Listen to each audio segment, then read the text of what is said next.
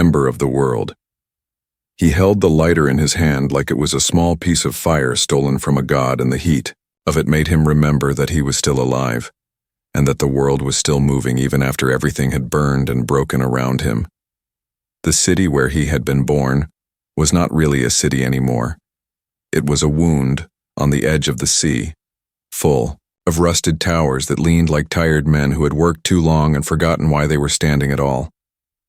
The wind carried the smell of salt and smoke and something metallic that always stayed in the air no matter how long it had been since the last storm. The storms here did not just bring rain or thunder. They brought new rules and new shapes to the land each time, as if the world was playing dice with itself, and the humans who refused to leave learned to play along with the game. The people who survived did not talk about comfort anymore. They talked about endurance. They laughed when others would cry, and they built homes from wreckage and ships from bones of machines that were never meant to fly. The protagonist moved through the broken streets with steps that were half caution and half habit, because Earth had taught its children that the ground itself could be a test. The ground could open or shake or poison you if you forgot to respect it. And so everyone who grew up here learned to read the world like a language carved in scars. The other worlds called Earth a Deathworld, like it was a label meant to keep travelers away. But to those who had lived and bled here, it was something more. It was a teacher. It was cruel, yes, but it was also honest, because every lesson it gave was carved deep and permanent. The boy had never seen another planet, but he had heard stories from the radio towers that still reached the stars, and he had laughed when he heard that. Some species lived in peace with mild weather and gentle predators because he could not imagine a place where the air did not bite back. Sometimes he wondered if living easy made them soft, and if softness was worse than hunger, because hunger, at least, taught you to move. The lighter he carried had been given to him by an old sailor woman who used to live near the flooded docks. She had survived the last great storm that had taken half the coastline, and she had told him that the sea was alive and unforgiving, and that this lighter had saved her once when everything else failed. She had told him a single phrase that he never forgot: keep moving. She had said it like it was a law older than gravity.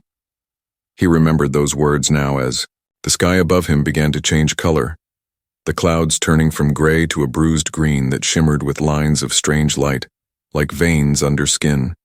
He looked up and knew the color did not belong to any storm he had seen before. The hum in the air was too even, too calm, and then he saw it. The shadow that slid across the clouds in perfect silence, too smooth, too controlled to be anything born of this planet. The first time he saw an alien machine, he had been a child. He remembered the way it had floated over the sea without waves, and how the adults had whispered that it was just another probe from the stars and that it would leave like the others. But this one did not leave. This one stayed and watched and learned, and when it left, it did not take samples of water or rock. It took recordings of human voices, of laughter and pain and songs, and nobody knew why. After that, Earth was marked by the visitors as a world of interest, not for its minerals or its orbit, but for the impossible life that refused to die here. The scientists from the sky had called it unstable. The traders called it cursed, and the soldiers called it a waste of time. But every name they gave it missed the truth, because Earth was not just dangerous. It was alive, and it had made its people the same way, wild and clever and fierce. The boy who had grown into a man in these ruins had learned to build engines out of scrap and turn salt water into drink and traps into art, and he carried those lessons inside him like armor. When the new ships came down from the clouds, they came not in fire but in silence that was worse than thunder. He saw their forms gliding through the ash, filled light shaped like spears and wings, and he knew this was not exploration, this was something else. He ran to the old market where people were already gathering with fear in their eyes and tools in their hands. They were ready to flee, but none of them knew where to go, because the world had already ended once, and there was nowhere left to run. He found the sailor woman there, her face lined like dried riverbeds and her hands still steady. She told him it was time to leave, that the sea was rising again, but this time it was rising from the sky. He looked at her and at the child who had followed him around for weeks asking for stories, and he felt the weight of all the faces he had ever known. He could not save the city, but he could keep its memory alive. He took the lighter, the shard of alien metal, He had scavenged from an old probe and the few supplies they had, and he started moving toward the shore, where the last working ships waited. The sky above split open like a wound bleeding light and sound, and the first machines descended long metallic, limbs piercing the ground like roots searching for life. He did not wait to see what they wanted because Earth had taught him what happened to those who waited. He pushed the small group forward through wind and debris as buildings crumbled behind them, and the noise of the alien engines filled the air like the heartbeat of a god. They reached the broken docks and climbed onto the makeshift vessel that had once been a cargo hull, but was now patched with wood plastic and hope. He looked back one last time and saw the city burning with colors that no fire had ever made, and in that moment, he understood something that no other species could know. Earth had raised them to live through the impossible, and now the impossible had come to meet them head-on. He tightened his grip on the lighter and felt the hum of the shard against his chest, and for the first time the shard answered with a pulse that was not random. It was like a heartbeat, not human, but aware. The ship engines screamed as they rose from the sea, and the old sailor's voice called out the same words again, "Keep moving." And as the world below turned to light, he felt the truth of it in his bones. Earth was not a death world because of what it killed, but because of what it created, and what it created was humanity itself. The ship climbed into the sky carrying the last breath of a planet that refused to surrender, and in that moment the universe itself seemed to take notice that something truly dangerous was on its way into the starship of Patchwork Souls. The ship that carried them away from the burning edge of the world was not built to last. It was made from bones of old machines stitched together with cables and prayer and the stubborn will of people who refused to let the end define them. The hull groaned like a wounded animal, and the engines coughed clouds of smoke that glittered with salt crystals because everything they used had once been something else. The boy who had taken the shard and the lighter now found himself surrounded by faces both familiar and strange, and each of them was working with hands that shook from exhaustion, but eyes that still held a fire that would not die. They had no map to follow, and no star that would guide them. They only had the old woman's voice echoing in their minds, "Keep moving." The stars above them were not kind. They were sharp and cold and endless, but for the first time they felt closer than the storms of Earth ever had. The ship drifted through silence broken only by the hum of the engine, and the occasional laugh that sounded more like defiance than joy. In the cargo hold, the child who had followed the boy on Earth sat beside the lighter watching the flame dance. Inside its glass window, as if it held a tiny piece of home, the people had divided the ship into corners of purpose. One section for food that tasted of metal and dust, one section for sleep that never came easy, and one for fixing the endless things that broke. The boy spent his days in the engine bay, his hands stained with oil and his mind chasing thoughts of the shard that now seemed to whisper at the edge of hearing. It was not a voice but a feeling, like the pulse of another heart beating beside his own. When he touched it, the metal warmed and sometimes lights flickered in places they had no power for. At first he hid it from the others, afraid that it might be dangerous. But as the ship limped farther from the solar edge and the stars began to change color, he started to understand that danger was a word that meant nothing anymore. Everything was dangerous now. Even hope, the old woman, took charge. Not as a captain, but as a keeper of order. She gave everyone tasks to keep their minds steady. She made them sing old Earth songs while tightening bolts and scrubbing rust, as if the rhythm itself could hold the ship together. She told stories about the sea and the storms and how water could teach a person more about patience than any god could. The child repeated her words to anyone who would listen, and slowly the air inside the ship began to feel less like despair and more like determination. They learned to fix filters with cloth and heat to turn waste into power, to trade fear for laughter when the silence outside pressed too heavy. It was in that silence that they found the first sign they were not alone. The sensors picked up a faint signal repeating every few minutes, a pattern too regular to be natural, but too strange to be human. The crew argued whether to follow it or avoid it. Some said it could be a trap. Others said it could be help. The boy listened to the hum of the shard and somehow knew it wanted them to follow. He told the old woman, and she looked at him with eyes that had seen too much loss and still nodded. "Sometimes you have to trust the unknown," she said, "because the known is already gone." They turned the ship toward the signal, and what they found was not a fleet or a planet, but wreckage. A field of twisted metal and frozen bodies drifting through the black. The shapes were not human. They were long and fragile like sculptures of glass and bone, and their ships were burned in patterns that looked almost beautiful, the old woman said quietly. That this was what war looked like when it forgot who it was fighting for among the wreckage. They found fragments of data devices that still blinked with faint light. The boy brought one back to the ship and placed the shard beside it. The shard pulsed once and the device woke, showing images of stars and strange creatures, and then a single symbol that matched the marks on the shard. It was a map, not of places but of paths through empty space, a map drawn by something that understood chaos better than order. The boy realized that the shard was not just alien. It was old, older than the visitors, older perhaps than the worlds that made them. The ship followed the map through broken regions of space where gravity twisted like wind and light bent in colors. No human eye had names, for they learned how to ride those waves instead of fighting them.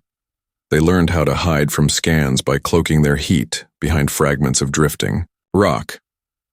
They learned that humans born on a death world carried instincts that made survival an art. They could smell danger. They could feel the tension in metal before it cracked. They could predict storms in silence, and these small, impossible talents began to draw patterns of respect and fear among the few alien traders they met. The first contact came by accident when they docked at a forgotten station built into the carcass of a dead asteroid. The inhabitants were not warriors, but merchants, their bodies thin and covered with shells of shifting color. They looked at the humans like one might look at ghosts because news of Earth had already spread. The traders called it the place where logic died. They offered food and fuel in exchange. For stories, they wanted to hear how the humans had survived storms that broke machines and air that ate metal. The boy told them about the oceans that boiled and the forests that grew teeth. He told them about laughter and hunger and fire and rain, and the traders listened in silence. One of them finally asked, "What kind of world makes creatures like you?" And the boy answered without thinking, "A world that does not care if you live or die, but teaches you to care for yourself." The traders whispered among themselves and offered them a place to stay, but the old woman refused. She said a Deathworld child does not rest while there is still road to walk. The traders gave them fuel anyway. And a word of warning: there were others who hunted survivors, not for conquest but for curiosity. Those others had begun to speak of humans as something more than prey. They called them the born weapon as the ship left the station. The boy looked out the window at the stars and felt a strange sense of pride, mixed with fear.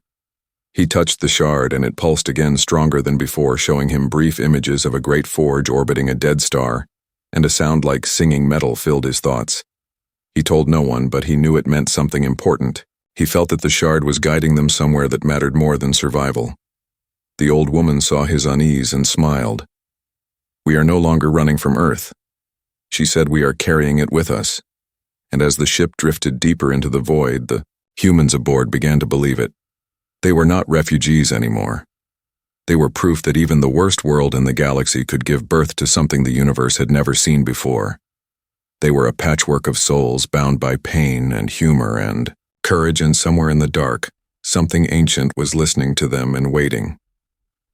Lessons carved in iron. The ship, called the Patchwork, drifted through the Black Sea between stars where silence could drive even the strongest mind to madness. Yet the people inside did not break because they had already lived through worse. They carried the memory of storms that had stripped skin from bone. And still they had laughed and built homes in the ruins. And now the same stubborn laughter echoed through the steel halls that shook with each turn of the engines. The old woman who once ruled the sea now ruled the ship, not with commands, but with calm presence. She made everyone believe that as long as they breathed, there was still a chance to live. The boy who had carried the shard felt the weight of it heavier each day. Its hum had become part of him now, like an extra heartbeat that beat slower and deeper than his own. Sometimes when he slept, he dreamed of places that were not real, or maybe they were real but too far away to understand. He saw a great forge turning around a dying star, and inside that forge shapes were being made out of light and pain, and the sound of their birth was like the sound of his own world breaking. Apart, he woke from those dreams with sweat on his face and a strange feeling in his bones as if something inside him was changing. The ship needed repairs again and again, because human hands could fix anything, but never perfectly. Every patch held a flaw, and every flaw held a lesson. They learned that perfection was not needed, only persistence. One day, while searching for salvage, they came across the husk of an alien outpost half buried in a drifting field of rock. The place was dead, its power long gone, but its walls still held whispers of what it once was.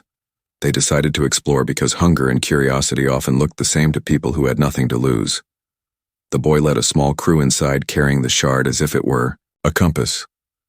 The walls of the outpost were covered with symbols that pulsed faintly as if remembering life, and the shard began to vibrate softly in his hand, guiding him deeper until they reached a chamber that held a machine like a giant heart, made of metal and crystal.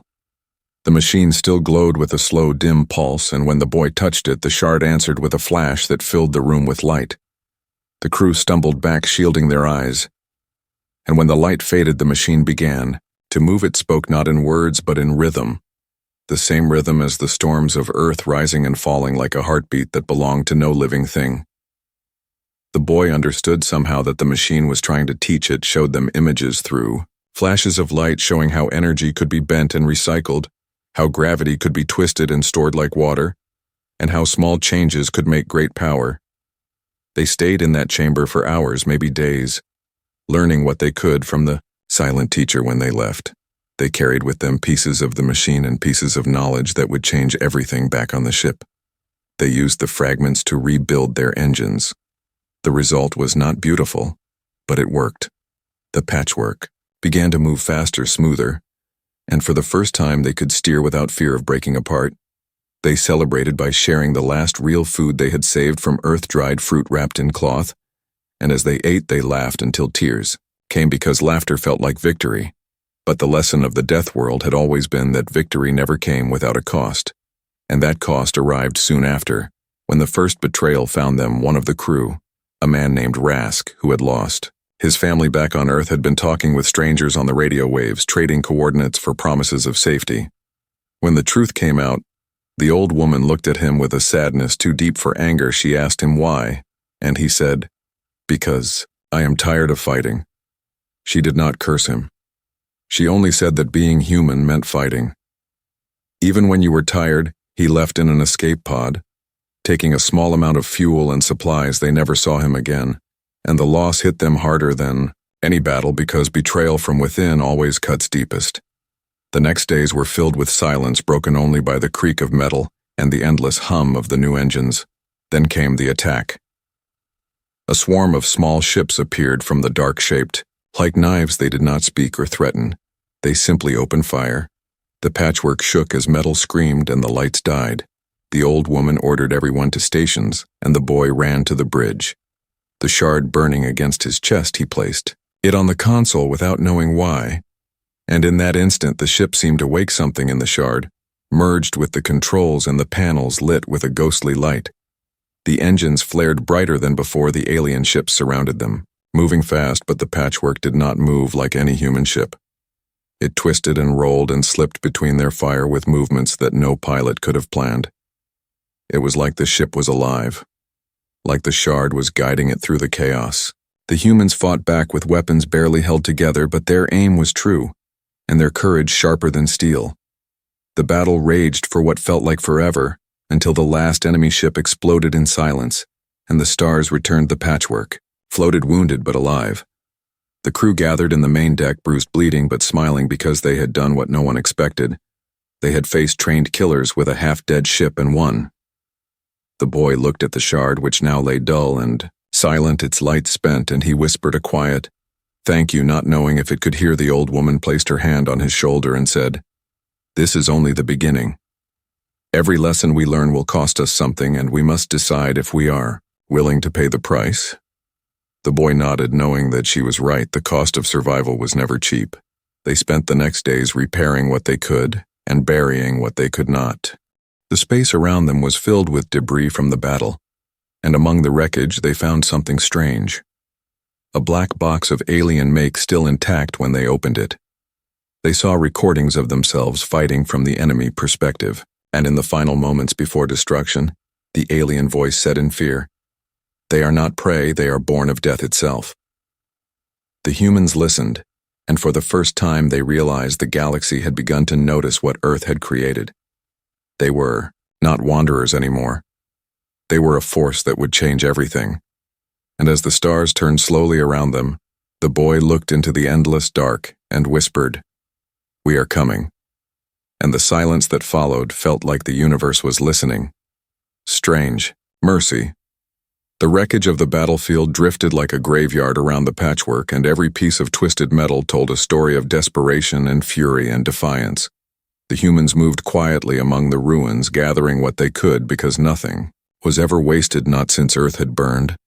They worked without rest, welding broken panels, stitching cables from alien ships into their own hull. Turning the patchwork into something even stranger than before. It was no longer a vessel built by human hands alone. It was part human, part alien, part something else entirely, a reflection of the species that refused to die. The boy who carried the shard still felt its presence inside him. Even though the crystal no longer glowed, sometimes when he closed his eyes he could feel a pulse deep in his chest, slow and heavy, as if something ancient was breathing with him. The old woman watched him carefully. She saw the way his eyes changed when he touched the controls, and she knew the shard had marked him, perhaps chosen him, or perhaps he had chosen it. But either way, the link was growing deeper, and that frightened her because she remembered what happened on Earth. When humans reached for power, they did not understand, but fear could not stop progress because survival demanded evolution. So she said nothing and watched and waited. The crew continued their journey through the star fields, following faint distress signals in the hope that someone else had survived the fall of Earth. One signal came from a barren moon orbiting a dying sun. Its tone was faint and broken, repeating the same code over and over like a heartbeat.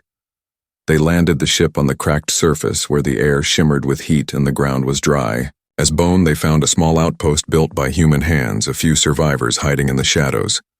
Thin and hollow-eyed but alive when they saw the patchwork. They thought it was a ghost ship from the legends because word had already spread among the scattered colonies, stories of a vessel that had fought impossible battles and lived. They welcomed the newcomers with tears and trembling voices, and the old woman hugged them like lost children. They shared their food and their pain, and told of what had happened after the fall, how the galaxy had turned its back on humanity, sealing borders, cutting supply lines, erasing records of Earth as if it had never existed. The surviving colonies were hunted by pirates, slavers, and worse creatures that saw humans as curiosities or prey. The boy listened in silence and felt something inside him twist because he realized that the real war was not for territory or resources, it was for memory. If the galaxy forgot Earth, then humanity would truly die, and the shard inside him pulsed with quiet anger, as if agreeing the next day while scavenging the ruins of the moonbase. They found a prisoner, an alien locked inside a broken containment pod. The creature was small, fragile compared to the humans, its skin pale and translucent, its eyes wide with terror. It spoke in a language none of them knew, but fear was universal. The crew argued. Some wanted to leave it behind. Others said to end its suffering. The old woman looked at the boy and asked what he thought. He stared at the creature for a long moment and then said, "We take it with us." The crew murmured in confusion, "Why save an enemy?" But the boy said, "If we become like those who left us to die, then we are already dead." The old woman nodded, and that was enough. They brought the alien aboard the patchwork and tended to its wounds. It watched them with eyes full of disbelief, whispering words they could not understand for days. It remained silent, only observing, as the humans repaired their ship and shared their meager food.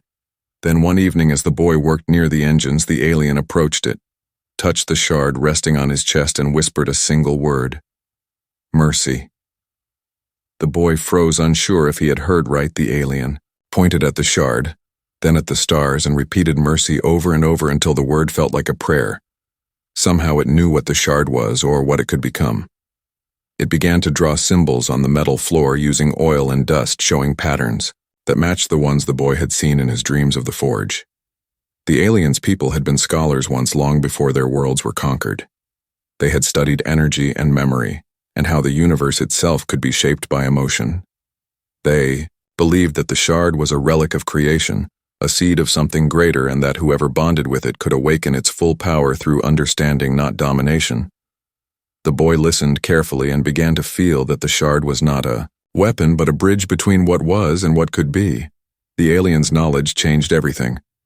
Soon the patchwork hummed with new energy. The humans learned to channel the shard's resonance through the engines, making the ship move faster. With less fuel, it was a miracle. But miracles have consequences because every use of the shard drained something from its bearer. The boy grew pale, his veins faintly glowing under his skin, his sleep haunted by whispers from stars that had died. Long ago, the old woman saw his condition worsening and begged him to stop. But he only smiled and said, "We can't stop now if we do. The light dies with us soon after they were found again. This time not by scavengers but by a fleet flying the banners of the Ascendancy, the empire that had once ruled the galaxy with cold precision. Their ships surrounded the patchwork, demanding surrender. The humans knew what that meant. No survivors, no mercy." The old woman stood on the bridge, her face lit by the soft glow of dying consoles. She looked at her crew and said, "We do not bow. We never did not to the storms, not to the fire, not to gods or kings. We fight for every breath, because that is what it means to live." The boy placed the shard into the heart of the engine. It pulsed once, twice, then flared like a newborn star. The patchwork roared to life, light spilling from its seams.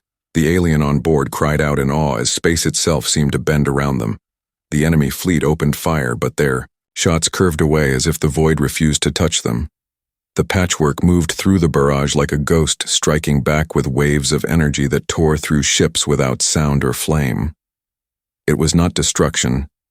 It was transformation. The enemy vessels simply ceased to be dissolving into particles that drifted like ash. The battle was over in moments, and silence fell across the stars when it ended. The boy collapsed, his body trembling. The shard dim once more. The old woman held him, whispering, "You did what none before you could." And he smiled weakly, saying, "Maybe Earth was not cursed, maybe it was chosen," and then he slept. The alien approached, bowed deeply, and said in a trembling voice, "The Deathworld shows mercy." And for the first time in its long history, the galaxy had no answer for that, because mercy was a thing more dangerous than war. And from that day, the name of the patchwork spread across systems, not as a ghost ship, but as a promise that even from the heart of death, something pure could still be born. The Song of Ashes. The patchwork drifted through the emptiness between stars, carrying stories of fire and mercy that no one believed until they saw the ship with their own eyes. Word spread like wildfire through the forgotten colonies that the humans who came from the cursed world had defeated the fleets of the Ascendancy, not with numbers or power, but with something else, something old and terrible and kind. At the same time, every transmission whispered a different name for them: ghosts of Earth, children of ruin, architects of defiance. Yet among all the voices, the one that echoed most was simple: the Deathworlders. Some called it a warning, others a hope aboard the patchwork. The crew worked in silence, repairing wounds that went deeper than metal. The old woman no longer smiled, as often she had seen too much and felt the cost of every victory. The boy lay in a recovery chamber, pale, and still, his body weak from the energy that had poured through him. But his heartbeat was steady, and that gave her strength. The alien whom they had saved now walked the decks as part of the crew, its once frightened eyes now filled with reverence. It had seen what mercy could do, and it sang in a soft tone that filled the halls with strange music notes that shimmered like light touching metal. The crew listened, and though they did not understand the words, they felt something stir inside them. The memory of oceans, whined laughter, and home. The alien said it was an ancient hymn from before its people had fallen. It was called the Song of Ashes, a prayer for those who rise from ruin. The name felt right, because the patchwork itself was made from the ashes of many worlds, and yet it lived, and that song became the heartbeat of the ship, echoing through its decks every night. Days turned into weeks as they traveled between systems, helping scattered humans who had lost everything they fixed. Ships shared food and taught others what they had learned about Survival and unity. Each time they landed, people would gather in awe, touching the hull of the patchwork, as if it were sacred, and the old woman would tell them the same words. Remember what? You are children of Earth, not a curse but a promise. We were born on the hardest world and we learned to live through it. The boy finally woke, his voice faint but his eyes clear. And when he heard the Song of Ashes, he smiled, saying, "It feels like Earth's wind, it feels alive." The old woman told him that his power had saved them, but he shook his head, saying it was not power. It was will and mercy. The shard did nothing that we did not already carry inside us. The alien nodded, saying the shard only mirrors what is within those who hold it. Then the boy asked what happens when the mirror breaks, and the alien looked away, whispering, "Then the reflection becomes real." Not long after, their scanners picked up a strange signal. Not a distress call, but a melody, faint yet familiar. It matched the rhythm of the Song of Ashes, but it was coming from deep space, far beyond mapped regions. They followed it through dark nebulas and shattered worlds until they reached a place where light itself seemed to hesitate, a field of debris and broken moons orbiting a dead star, and in its center a massive structure, part machine, part living tissue, a cathedral built in the void. It pulsed faintly, as if still alive. The melody came from within its heart. The boy felt the shard on his chest vibrate in response, and he knew this place was connected to it. Somehow they entered through a breach in the outer wall. Their lights cutting through layers of dust and frozen air inside, they found murals, carved into the metal walls, showing countless species kneeling before a single figure shaped like a human, but with stars in its eyes. The alien whispered in awe, "This is the origin. This is where the first forge was made." The old woman touched the wall and said, "If this was made by humans, then we have been reaching for the stars far longer than we remember." As they explored deeper, they found a chamber filled with pods containing skeletal remains, some human, some alien, all fused into the walls, as if they had become one with the structure. The shard pulsed brighter and brighter until it lifted from the boy's chest, floating toward a central pedestal where another shard waited. Larger, darker, ancient. When the two came close, the ship outside trembled. The alien fell to its knees, shouting that the shards were remembering each other, and that when they joined, they would awaken the forge of creation, the place where life itself could be remade. The boy hesitated because he could feel the danger the shard whispered in his mind, showing visions of planets burning, of stars collapsing, and of a choice that could change everything. The old woman placed a hand on his shoulder and said, "You have to decide whether we remain survivors or become something else." The boy stepped forward. The two shards met with a sound like thunder without air. The chamber lit up with blinding light, and the melody of the Song of Ashes turned into a roar of countless voices singing together, every species, every soul that had ever touched the forge, their memories flowing through him. He saw Earth in flames and then reborn. He saw humanity leaving footprints on alien soil and teaching the stars what courage meant. And he saw himself standing before a horizon that had no end. When the light faded, the forge was silent again, but something had changed. The murals on the walls now glowed faintly, showing new images of the patchwork flying across the sky, surrounded by countless smaller ships, as if it had become a beacon. The boy collapsed again, but this time there was peace in his expression. The old woman carried him back to the ship while the alien whispered, "The old prophecy has changed. The Deathworld sings, and the stars will answer." When they reached orbit, the scanners detected signals from across the sector, ships of every kind moving toward them. Drawn by the same melody, the old woman stood on the bridge, looking at the endless points of light appearing one by one, and said softly, "So it begins again. Humanity will rise not as conquerors but as keepers of the forge." As the song played through the speakers, filling the void around them like a heartbeat, the patchwork turned toward the gathering fleets, and the boy whispered from his bed, "Then let the galaxy remember what Earth truly was, not the end, but the beginning." And in that moment, every star seemed to burn a little brighter, as if bowing to the Deathworld that refused to die, storming the night. The space between stars was alive with light as hundreds of ships moved through the void, drawn by the echo of the Song of Ashes, their engines leaving trails of blue fire that glowed like veins across the dark. The patchwork led them, its battered hull gleaming with strange, new energy from the awakened shards. Humanity had never commanded such a fleet before, not since the old days when Earth was still whole and free. But this was no army. It was a gathering of the broken and the forgotten, the last pieces of every people, who had been crushed by the ascendancy, and who had heard the song as a promise of freedom on the bridge. The old woman watched the monitors flickering with the faces of commanders, engineers, refugees, and warriors, each from a different world, yet every voice spoke the same words: "We will stand with the Deathworld." The boy stood beside her, his skin faintly glowing from the shard's touch. His eyes no longer human but bright with something that felt ancient and endless. He could feel the energy of the fleet pulsing around him like a heartbeat of hope. But beneath that hope there was fear, because he knew the ascendancy would not stay silent after their defeat. Their pride was as vast as their empire, and they were already moving to strike. The enemy came from the dark like a tidal wave of fire, their ships vast and silent, their formation perfect.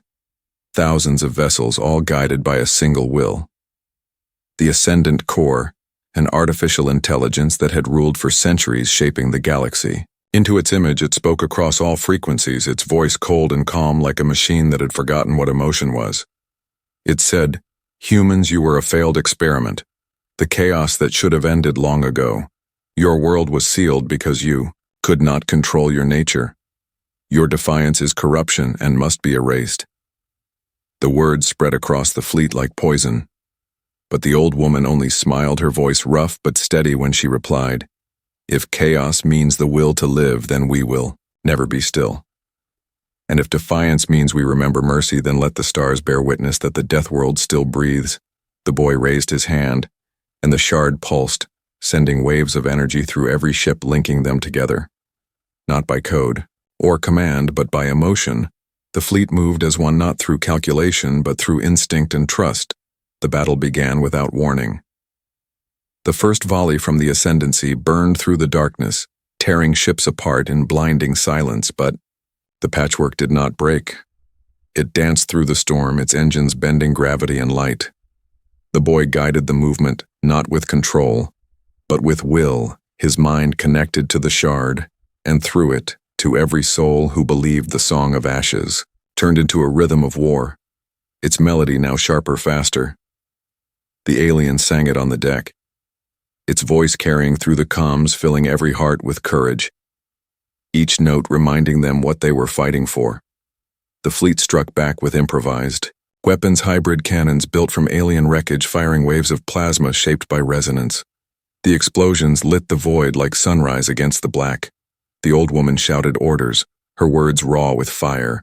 No one out there was a soldier. They were miners, farmers, wanderers, but they fought like legends because survival was carved into their bones.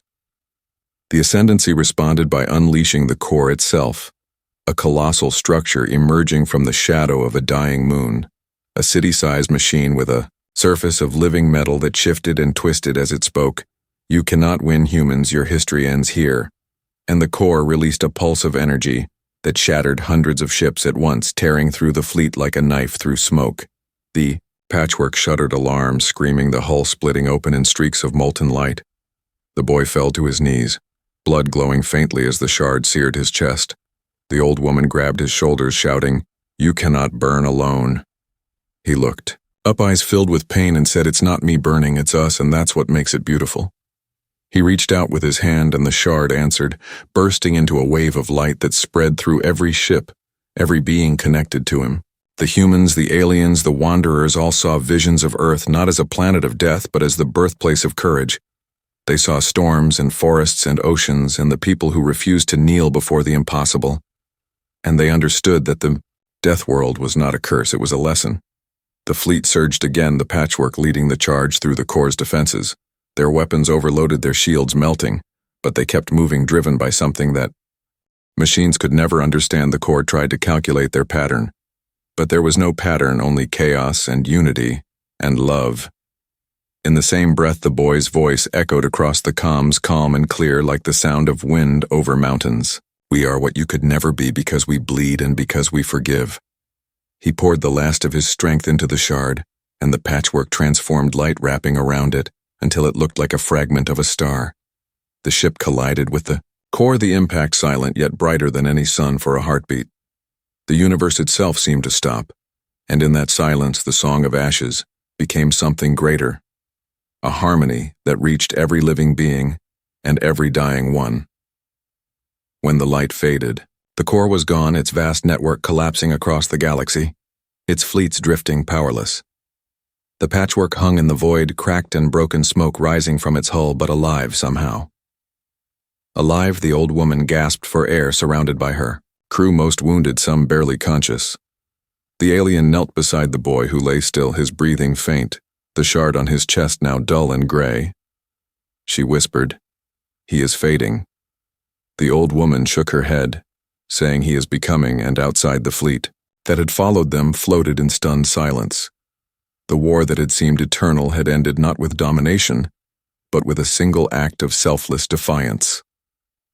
Slowly, voices began to rise across the channels, humans and aliens both calling out to one another, asking if anyone remained, and every answer came the same: "We are here, we are alive." And then someone began to sing the Song of Ashes again, soft at first, then stronger, until it filled the void once more. No longer a hymn of mourning, but a song of victory. The old woman closed her eyes, letting the sound wash over her, whispering, "Earth, we did not fail you. We never did." And far beyond the wreckage, the stars burned brighter, as if bowing to the courage of a small, dying world that had refused to die. The patchwork drifted among them, a scarred monument to what it meant to be human. And though the boy no longer spoke, his heartbeat echoed faintly in the shard, like the promise of dawn, waiting to rise again. Dawn in our hands, the silence after the battle was heavy, like the breath held between two worlds, as if the universe itself waited to see what would come next. The wreckage of war floated through the void, broken ships drifting like monuments to sacrifice. The core was gone, its great machine heart torn apart by light and will, yet its absence felt strange, like the echo of a storm that had ruled the skies for too long.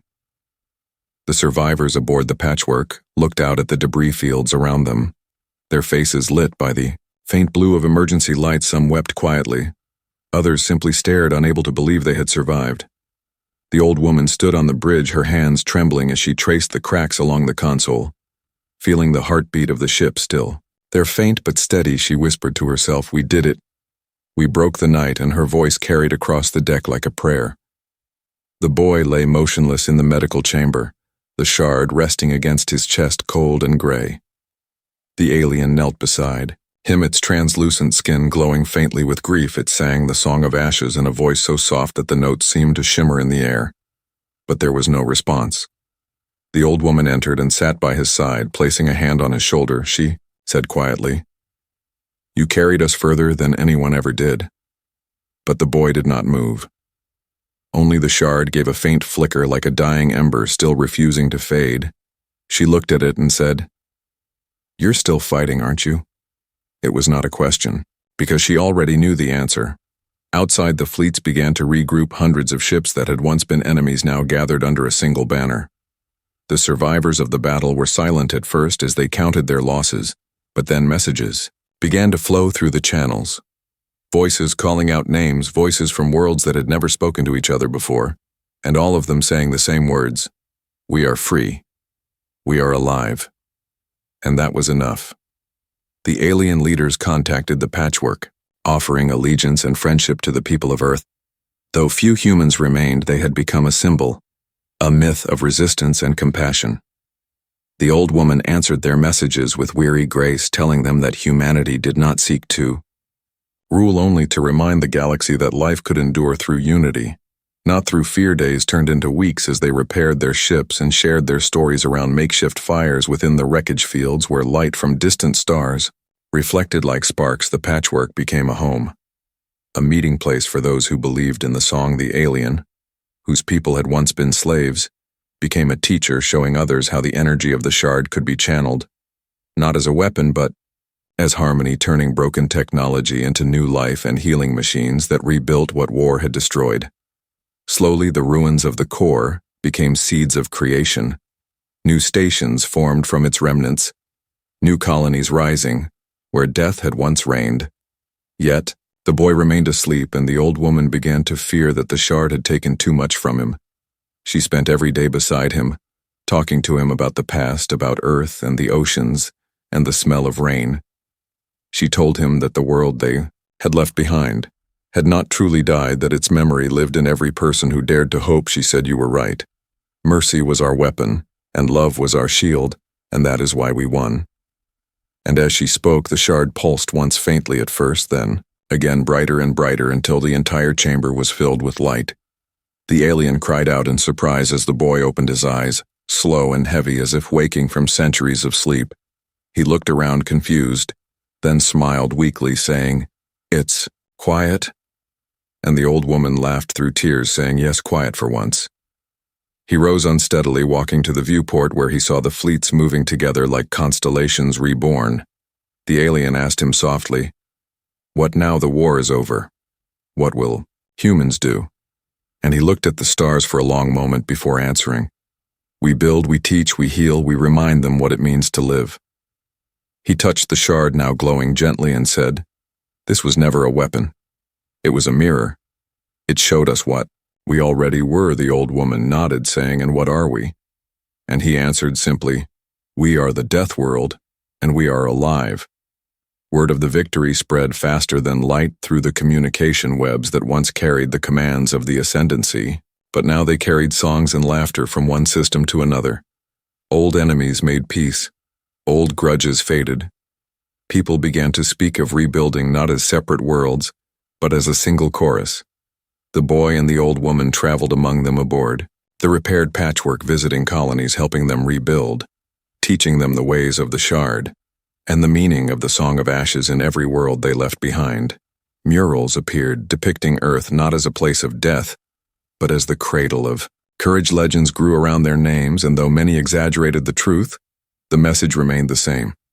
The Deathworlders taught us that hope is stronger than power, and that mercy is the sharpest blade. Years passed, and the boy became a man. Though the glow of the shard never faded from his skin, it no longer burned. It simply lived within him as part of his heart. The old woman grew frail, but her spirit never dimmed. She often sat at the ship's window staring at the stars, whispering to herself that she could almost hear the sound of waves, and sometimes when the light was right, it seemed as though Earth itself shone faintly through the distance, as if watching over them. The alien had built a sanctuary within the patchwork, where travelers from any world could come and listen to the Song of Ashes. It was no longer sung as a mourning hymn, but as a celebration of survival. When the old woman finally closed her eyes for the last time, she did so with a smile, saying, "Tell Earth we kept the promise." The boy buried her on a green moon where the soil was rich and the sky burned with auroras. And there he planted a small tree from a seed she had carried since Earth's fall. As it grew, its leaves shimmered like silver. In the starlight, he stood there for a long time, listening to the wind, and he could swear he heard her voice whispering through it, saying, "This is what it means to win, not to conquer, but to create." Decades later, the galaxy would remember that moment as the true dawn, not of empires or machines, but of life itself, united by one song born from the ashes of one world that had refused to die. The boy, now a man and soon to be legend, piloted the patchwork once more through the stars, not as a weapon, but as a messenger. He carried stories and songs and seeds to every world that asked for them, teaching them what Earth had taught him, that even in darkness, even in ruin, the will to rise again is the brightest fire in existence. And as the ship vanished into the horizon, its engines burning gold against the night, the last transmission it sent carried only one message across the stars. Earth is not a death world. Earth is the death world, and from its fire came the dawn of everything that lives, the death world's promise. The stars were quiet now. Their wars ended. Their fires dimmed. Yet in that silence, there was peace. Not the hollow peace of surrender, but the living breath of worlds beginning. Again the patchwork moved slowly through the vastness, its once shattered hull restored, and gleaming like a fragment of dawn. Every scar on its surface told a story of defiance and mercy, and the unbreakable will of those who refused to vanish inside. The ship, the man who had once been the boy, stood before the great viewport, his reflection shimmering in the glass, his eyes holding the faint golden glow of the shard that had bound itself to his soul. He had seen empires rise and crumble. He had seen cruelty turned into compassion and fear turned into strength. He had seen the galaxy learn that the death world was not a curse, but a cradle. He walked the halls where laughter now echoed, children of every species running through corridors that had once been battlefields. They carried small symbols on their clothing. The mark of Earth, a blue sphere surrounded by a ring of stars. It was not worn as a sign of conquest, but as a reminder of survival. Each of them had heard the stories of the Deathworlders, of the old woman who taught mercy, of the alien who sang the Song of Ashes, and of the boy who became the mirror between life and fire. They grew up believing that courage could be taught, that hope could be built, and that peace could be forged by those who had walked through chaos and kept their humanity. Outside on the surface of the green moon where the old woman had been laid to rest, the tree she planted had grown tall, its branches glowing faintly in the night sky. Travelers came from far away to stand beneath its leaves and listen to the whispers that passed through the wind. Many swore they could still hear her voice, gentle and strong, telling them that life is not measured by what we conquer, but by what we protect. And when the wind carried that sound to the stars, the man aboard the Patchwork would look toward that moon and feel her presence guiding him still. The shard upon his chest had changed over time. It no longer glowed with the fierce light of battle. Instead, it shimmered softly with the warmth of a heartbeat. It had become more than power. It had become memory. A piece of every soul that had fought, lived, and forgiven. He often wondered if it was truly alive, or if it was simply humanity's will, made manifest, but in truth it no longer mattered. What mattered was what it had taught them, that the hardest world had birthed the greatest lesson. Not survival alone, but understanding. One night, as the Patchwork drifted near the edge of known space, a faint signal reached them. Weak, almost forgotten, it was an old human transmission distorted by time. A recording from Earth's final days before the silence filled the skies. A voice, calm but weary, spoke across the ages, saying to whoever finds this, remember us not as the ones who fell, but as the ones who stood. We faced the dark and gave it a name so that others could find the light. And then the message ended, leaving behind only the sound of wind and rain. The man smiled softly, hearing it as if his ancestors themselves were speaking to him. He turned to his crew and said, "They are still with us. They always will be." He guided the ship forward into a region of uncharted stars where no maps existed. Only mystery and promise. He did not go as a conqueror or a savior, but as a storyteller carrying the songs and memories of every world that had believed the Deathworld's promise. The alien who once feared humans now sat beside him at the helm, its voice quiet and warm, saying, "Where to next?" And he replied, "Wherever there is silence, we bring a song. Wherever there is ruin, we plant a seed. Wherever there is darkness, we make a dawn." The Patchwork continued on its endless voyage through the cosmic sea, leaving behind trails of golden light that shimmered like dust of dreams. Children on distant worlds would look up at the night sky and whisper that the Deathworlders were passing by, guardians of mercy, bringers of hope. Some said they saw the ship vanish into a bright flare of light, and that the stars themselves sang as it went. Others said it simply became part of the sky forever, watching over the living, whatever the truth may be.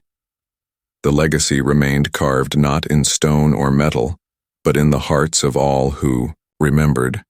And in the quiet eternity that followed, the voice of the Deathworld whispered one last truth to the stars that had once feared it. Earth is not a place. It is a promise. It is the fire that teaches the cold. It is the storm that births. Calm, it is the death that gives life, and its children will never fade as long as there is breath and will and love. The ship sailed on into the infinite, the shard pulsing like a heart of light, the tree on the moon swaying in the cosmic wind, and the Song of Ashes turning forever into the Song of Dawn, the end.